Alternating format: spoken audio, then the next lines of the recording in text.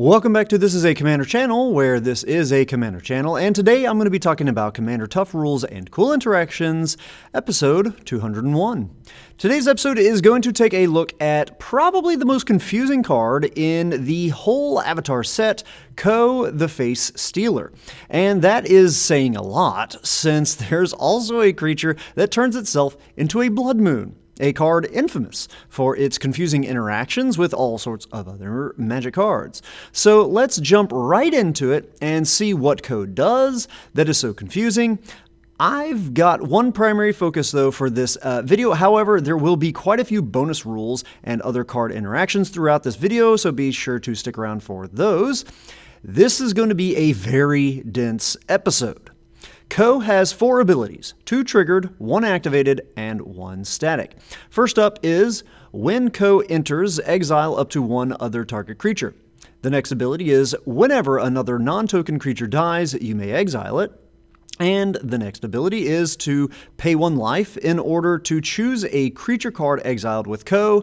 And then finally, the ability is that Koh has all activated and triggered abilities of the last chosen card. As with a whole lot of other things I've covered in this series, over 90% of the time, this card and its interactions with cards will make pretty clear sense. They'll be pretty intuitive and all things will work as intended. It is doing something, however, we've seen on other cards, but this time doing it in just a differently enough way to make some of the interactions a bit confusing. Mostly because it's a sort of combination of things that we've seen in the past and combined in such a way, worded in such a way that it is going to be confusing for a few cards. For example, cards like these all say that they have abilities of a card or cards via their static abilities. And then there are cards like these that can become a copy of something via an activated ability, and when they do that, they will have the thing's abilities. I hope that all made sense. There is even a card like Quicksilver Elemental that uses an activated ability to gain the activated abilities of another creature. And while Koh has some similarities with all of these cards, it does play out differently than them, so let's get an example of this and dig into the why it is different. Here are some of the poster childs of why Koh will be confusing. Vivi Ornitier is a infamously powerful card, honestly it might be banned when some of you guys are watching this video, that players will find ways around his whole once per turn restriction in order to go infinite with mana production, or maybe not even infinite, but just enough times in a turn to generate a whole lot of mana. And then Loot here has multiple abilities on him, each one with its own exhaust, which means that they can only be activated once. Not once per turn, like on Vivi, but once per game. But of course, again, players will find ways to get around these limitations. Oftentimes, the way of getting around them is by flickering them, exiling them, and having them come back, so that when they're a object on the battlefield, when they re-enter the battlefield, they will re-enter with no memory of their previous self. Another way is by playing clones, or making token copies of them, so that each one of those clones and token copies of them are each their own individual game object, with no care at all about their original thing, the thing that they were copied of, or token copied of, has done. The problem with Koh is that its abilities, he does not circumvent these once per turn and once per game limitations, and that may not be clear as to why, especially when I tell you that a card like this Quicksilver Elemental and Mirage Mirror do get around those limitations. Let's start with the mirror. When you activate it, and it resolves, it becomes a copy of something. And when it becomes a copy of said something, it gets a new set of values. It gets new abilities from whatever it became a copy of. Even if it's the copy of the same thing it was before, you could just have it become a copy, you don't have to go back and forth between other things. You could just have it become a copy of the same thing, the same source, over and over and over. And each time it gets a new set of values. It gets new abilities.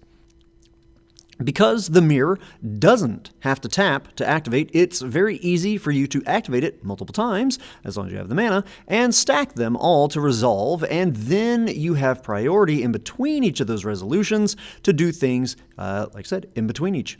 So if you copy something with an exhaust ability multiple times, then each time it resolves to become a copy of it again, it has a new set of that thing's values. It has new abilities with a different exhaust applying to it. The exhaust ability it now has is a different one than it had before, so you can reactivate it again. Well, technically, you're not reactivating it again because you've never activated it in the first place. Again, it's a new ability. So then, why does the Quicksilver Elemental work? It's not becoming a copy of the creature, no, but it is gaining new abilities each time. It's sort of like how a creature can gain flying from an aura. I love the art on it's just a friggin' zebra flying in the air. Then you equip it with a Colossus hammer, making it lose that flying that it had from the aura. And then it can regain flying if you flicker that exact same aura and have it re-enter onto the battlefield on that creature again, the creature that has that hammer on it, and now it has flying again. Every time you activate the elemental, it is getting a new iteration of that activate ability on the Vivi or the Loot, one that has not yet been activated as its own new thing. So then, why does Koh not work?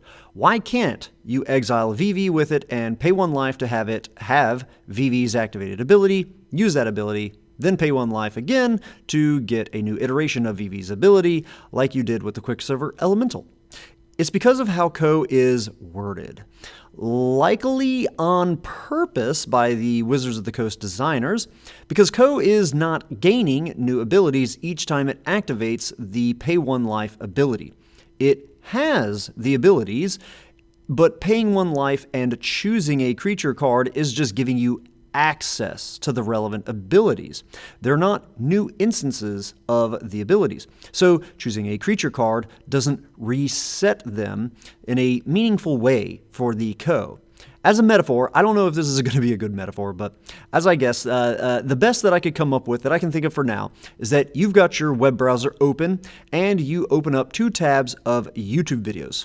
2 different YouTube videos, 1 on each tab. You watch 10 seconds of one of them, and then you hit pause, and then you click on the other tab, and you watch 10 seconds of that one.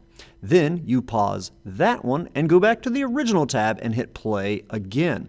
It will pick up where it left off, not start over new. That is what Koh is doing. You're kind of the 2 tabs, they're still there. You've got those 2 tabs in your browser. They're not going away. They're not changing. You're just changing which one you have access to view at that time. Whereas something like the Quicksilver Elemental is actually copying and pasting that URL over and over and over. Each time you paste it and then hit enter, it's loading a fresh URL of that same YouTube video, but it is now starting back at the beginning of the video because it's a fresh page of it. You've refreshed that page kind of by re-entering that URL. Again, no clue if that was a helpful metaphor, but I hope that it did help some of you out there, as I know sometimes these rules can be really, really confusing, and a metaphor like that can help. Speaking of these rules, there isn't really a specific CR citation that I can point you to for now as of why this whole thing is. We do have CR 113.10 that covers how effects can add or remove abilities of objects. An effect that adds an ability will state that the object gains or has that ability or similar. An effect that removes an ability will state that the object loses that ability.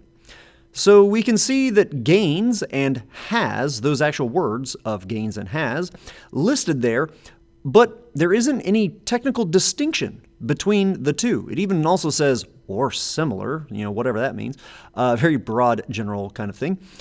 With Quicksilver Elemental, it says it gains the abilities, and then we can see on Koh, it uses the word has. If you were to ask me about the difference between the 2 words, then yes, there is a difference. if I don't have a rock in my hands, and then you give me a rock, I have now gained that rock that I didn't have before. I can only gain that rock one time, but has is different. Once in my hand, you could say that this is a commander guy, has a rock now. Now, he still has it, and even now, after even more time has passed, he still has it, the rock. This is some pretty weird stuff, and hopefully we are likely to see an update to the comprehensive rules in the future that distinguishes between these things. The CR will gain an update to its existing text to cover this matter, at which point I can then say the CR has a section covering this distinction. For many of you, that may not be a very satisfying answer for how unofficial it is. As a consolation prize, all I can do is say to check out the video's description, where I will include 2 links to Matt Tabak confirming on Blue Sky that this is in fact how Koh plays out in these situations, and if in the future this is officially cleared up by an official update to the official CR, then I will update this video's description to show that CR citation. One thing I will add to this is that if you do manage to exile a Vivi, and then you exile a second Vivi, then this will kind of work. Again, you won't be able to loop back and forth, but due to CR 602.5c that says, if an object acquires an activated ability with a restriction on its use from another object, that restriction applies only to that ability as acquired from that object. It doesn't apply to other identically worded abilities. So at least you degenerate Vivi breaking players out there have that going for you. You can just keep exiling multiple Vivis or other cards with like exhaust and such. Now, does this mean that Koh is weaker or worse than these other cards I've covered in the video? Well, that's a matter of perspective. From the lens of Vivi and Exhaust, Koh is likely considered to be worse, but from the perspective of linked abilities, Koh is likely considered better than things like the Quicksilver Elemental and Mirage Mirror and other similar kind of things. I have covered linked abilities in some previous videos, so be sure to check out those videos. I have them linked here so you can see which ones, but you can always just hop over to my channel and search the videos and search for the word linked. I'm going to post the relevant CR for a lot of these things in regards to linked abilities here on the screen, but I'm not going to read through them as there's a lot. This video is already long enough and is going to continue to grow. I can see my script. I've still got quite a bit more to cover. So I'll post those in the video's description. As always, I always include those kind of things in the citation section. And if you want to look them up on your own, feel free. You can also just pause the video at any point that I've been talking. They should be scrolling and going around on the screen, so feel free to back up and pause the video to read them there, or just copy and paste, look them up on your own if you do so choose. Here is a summarized, very briefly summarized version of all of this stuff that is being popped up. Now, if a card has multiple abilities on it, in which one of them is used to exile cards, and then the other ability refers to cards exiled with that object, then those abilities are linked together. If you flicker that object, because it will be a new object with no memory of its past, then that means its abilities are also new abilities with no memory of their previous past. Anything the previous abilities exiled will not be linked to these new versions of these new abilities. What all of this means is that you can't use Koh to have the activated ability of Dark Impostor to exile a creature, then use Koh to have the activated ability on Abyssal Harvester to exile a creature from the graveyard, and then use Koh's own pay 1 life to try to choose a creature that it exiled when it was using the ability from the Harvester. Koh's own abilities are all linked with themselves. You can only choose a creature that was exiled with one of Koh's own printed triggered abilities, those linked ones. This can be especially confusing and disorienting with other rules in Magic, like with the whole abilities referring to names being quite different than this rule, but that's Magic. So what does all of this mean? That means that unlike Quicksilver Elemental and Mirage Mirror and those similar kind of things, that when they became a copy of one thing and then became a copy of that thing again, their linked abilities have forgotten their previous selves. But with Koh, you are safe from this and any linked abilities that he used before and then now has access to again later in that turn or later in that game, it will still remember the things that they were linked to before. And all of this is for the same reason why Koh did not get around the exhaust and other similar limitations. Okay, now this video has been long enough, so I'm going to try and speedrun the bonus rules and bits here at the end. Yes, Koh can have the triggered abilities as well of things, which is a bit rare in these kinds of cards. So yes, you can use Koh's pay 1 life ability to become different creatures, or not become different creatures, but have the different creatures with abilities, triggered abilities that trigger themselves. For example, Bloodthirsty Conqueror with his whenever an opponent loses life, you gain that much life trigger, and then the mini creatures that say whenever you gain life, target opponent or each opponent or some combination of that loses that much life. And these will result in a game win. Essentially, it's not going infinite because your opponents are not likely to have infinite life, but it is basically a you win effect. And this is especially convenient that in this specific case, it will help to even cover the cost of you having to activate the pay 1 life cost of Koh's abilities. But any triggered abilities, you can bounce and bounce and bounce back and forth to have them trigger, all on the one Koh. On this note, Koh is not great if you're wanting to use him to gain a ward protection. Yes, he will gain it as it is a triggered ability. The ward is a triggered ability, but the timing of it is if you're using it in response to the targeted removal, it will not quite work out. Let's say, however, you know your opponent is using a card like Soul Snare, in which case you could have Koh have that ward ability before attacking, and then now, as you go into your Declare Attacker step, it would actually trigger the ward ability when they try to use that on it. Koh would kind of work with a card like Dauthi Voidwalker, but only sort of. His ability to exile things is a replacement effect, not a triggered ability or activated ability, so Koh would not have that ability. However, the Voidwalker's activated ability is not a linked ability. When activated, it doesn't look for cards specifically exiled with the Dauthi itself, just for cards that are in exile and that have a void counter on them. Any Voidwalker that has exiled a card with a void counter helps to feed all other Voidwalkers. With one other little snag, it does say a card an opponent owns. So if their Voidwalker has exiled some of your cards with void counters, then you wouldn't be able to get them to cast them, but any of your other two opponents' cards in exile with void counters from the one opponent's Voidwalker on them are fair game if you need them. The card Phyrexian Devourer might seem like a solid card to use for Koh to get some lethal commander damage in, as when you look at the card here, it has an activated ability to buff it a whole lot, and then the thing to balance it out, making you sacrifice it, is just a static ability.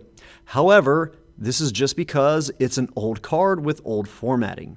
This is what the card actually reads as with its current Oracle text, and we can see that it is a triggered ability that makes you sacrifice it, and therefore Koh would also have that triggered ability. But you could also kind of use this little loophole and activate the Devourer's ability on your Koh, something like 10, 20, 30, however many times, depending on how many cards you have in your library and you know the mana value of your cards. And then before any of them actually resolve, making Koh grow with the counters, and then you just choose a new creature for it to have the abilities of. And now, once all those activated abilities resolve and Koh grows a ton, he will not have that ability, forcing you to sacrifice him. Not bad for 6 mana. And then you could follow it up with something like a Rite of Consumption, and now you've killed 2 opponents in 1 turn. And finally, this one is just really random and will never probably come up in a modern day of Commander, but I thought it was funny. It did kind of come up from time to time when I played this in Draft and Block back in the day, not so much in Type 2 constructed Standard. Type 2 is what it was called back then. Because these cards weren't too great, but it did show up in Draft and Blocked and such. But yeah, if your opponent equipped their creature with a Leonin Bola, it actually gives the creature the ability to tap another creature down, and part of that activation cost is to unattach the Bola. So you could actually, you could have used your own Quicksilver Elemental to gain that ability of your opponent's creature that has the Bola on it, and then used your own Elemental to then activate that and unattach the Bola from your opponent's creature. Very strange and very cool. In theory, the Koh would work similarly, except Koh gains the abilities of creatures that it has exiled. So it's kind of hard to have a creature that's in exile that has an equipment on it. As of right now, we can't really do that. But in theory, if you could pull that off, it would work similarly. Anyhow, that's all I've got for today's episode. As always, I hope that all of you found this video to be entertaining at least, and I hope that a few of you have even learned something about the crazy rules in this great game of Magic. Have a good one. Ta-ta. And I hope my jacket was not too loud while making this video. It's like 20 degrees today, so I was trying my best to stay still. My body is cold, and I'm ready to turn my heater back on. There we go. So, yeah, hope you guys have enjoyed this really, really weird video. Hope you guys are staying warm out there. And, yeah, hopefully I didn't get anything wrong in this video. Have a good one. Ta-ta.